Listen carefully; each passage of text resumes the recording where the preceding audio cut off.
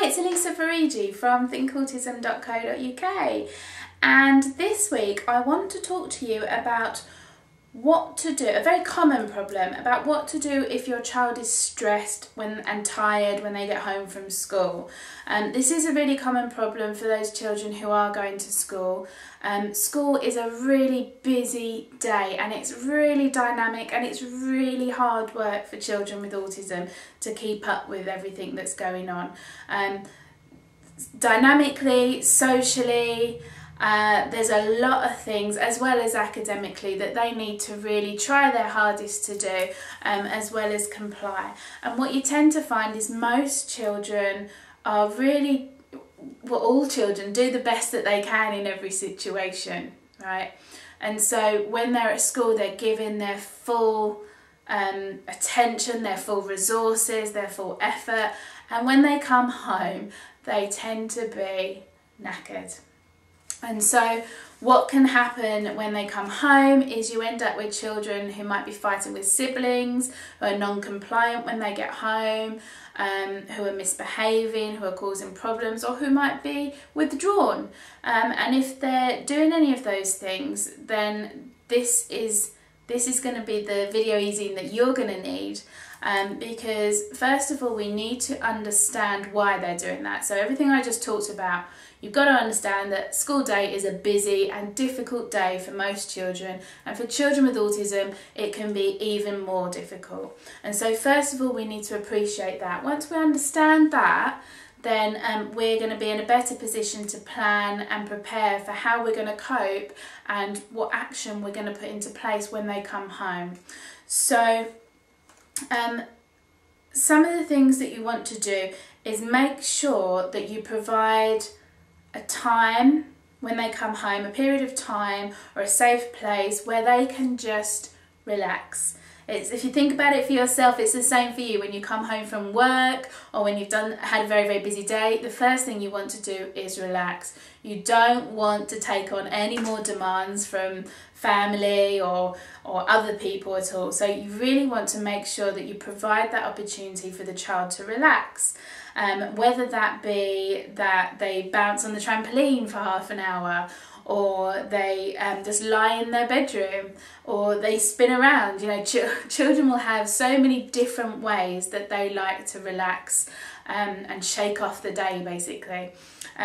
So you must allow that opportunity to happen.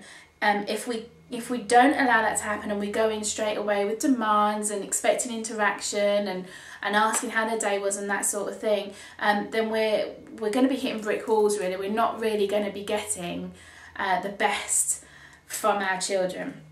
And so you allow time for a break, and it might be that they're really hungry as well, so provide some food.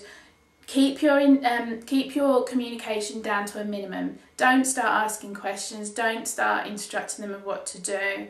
Keep it pretty low, and allow them that sort of sensory release. So depending on if your child has a sensory program or is under guidance from an occupational therapist, there may be specific things that you already know that help your child to relax. And for some children that might be deep pressure, it might be rough and tumble, it might be swinging, it might be jumping, so those sorts of things. That sensory release will really help them to regulate and get ready for the rest of the evening to spend with you. And by providing that time, it really will be a bit more effective. You also want to make sure that you're being consistent, and you're being consistent in your approach, your discipline approach. Even though we're allowing children this time, if they start to hurt other members of the family, or if they are misbehaving in some way, then you need to be consistent. They need to understand and know what the boundaries are in the family. So, you know, many of you would have chosen your discipline approach already. If not, there are many different types out there, many different systems that you can use, and by picking one or two you can be really consistent with that. And by providing those boundaries for children, they're really going to respect those boundaries, and they'll it might feel harsh, but they'll actually appreciate that in the long run, because they're going to feel safer, more comfortable, and know what's going on and what's allowed within the house. So you want to create a routine after school. So whether it's this time to relax, sensory time, time to eat, create a routine and repeat that for a good few weeks. Some children might benefit from it being on a visual schedule, so they can actually see what's going to happen next, and that might reduce some of the anxiety.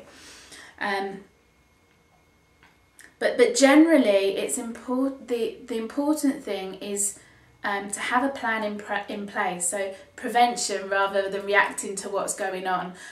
Many times we find that we're reacting to a child who might be misbehaving, or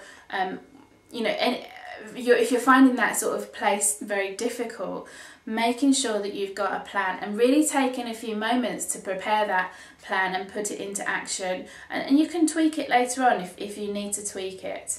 But really, so first of all, we need to understand that children are going to be stressed and tired when they come home from school, and you can understand why. Make sure that your communication is clear to them and not overloading them further.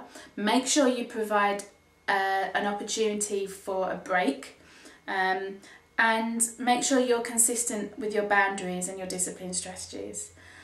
Okay, so that is one way that, that's many ways that you can begin to work on how children feel after they come home from school. When those things are in place, then you're going to be in a better position to work more on the remediation side of things.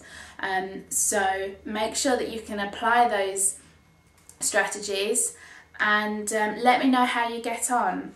So you can contact me at elisa@thinkautism.co.uk, and you can share your thoughts on the Facebook page, and the website is thinkautism.co.uk. Okay, have a great week.